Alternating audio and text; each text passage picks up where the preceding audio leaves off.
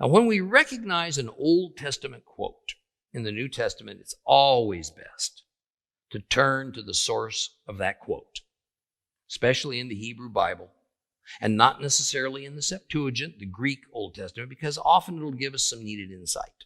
Looking at Psalm 110, the complete Jewish Bible says this: a psalm of David. Adonai says to my Lord, sit at my right hand until I make your enemies your footstool. The King James Version puts this verse this way: a psalm of David.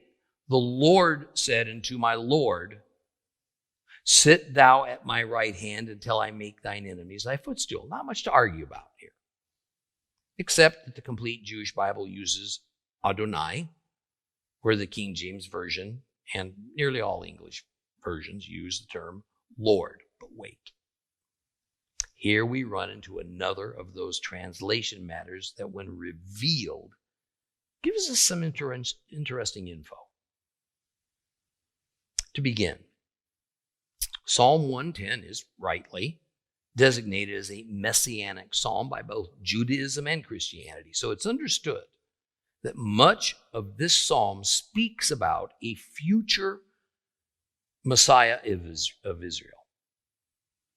Therefore, according to the church, we get this strange set of words, like we see in the King James Version that says, the Lord said unto my Lord.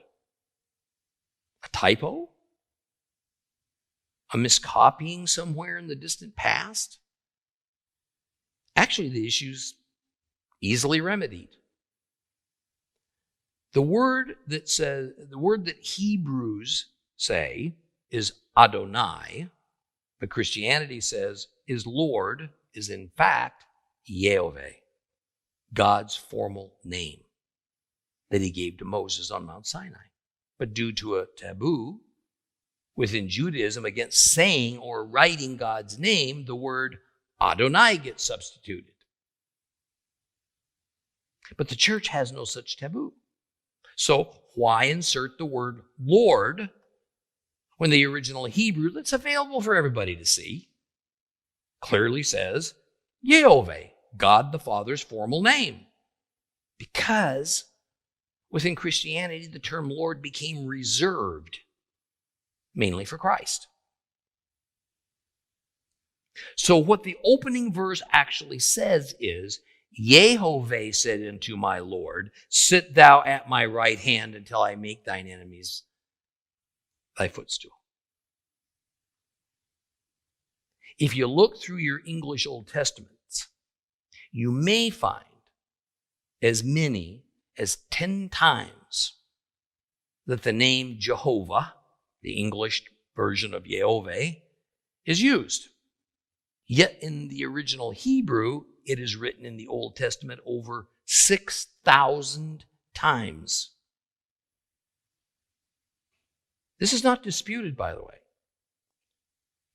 5,990 or more of those times, the word's removed.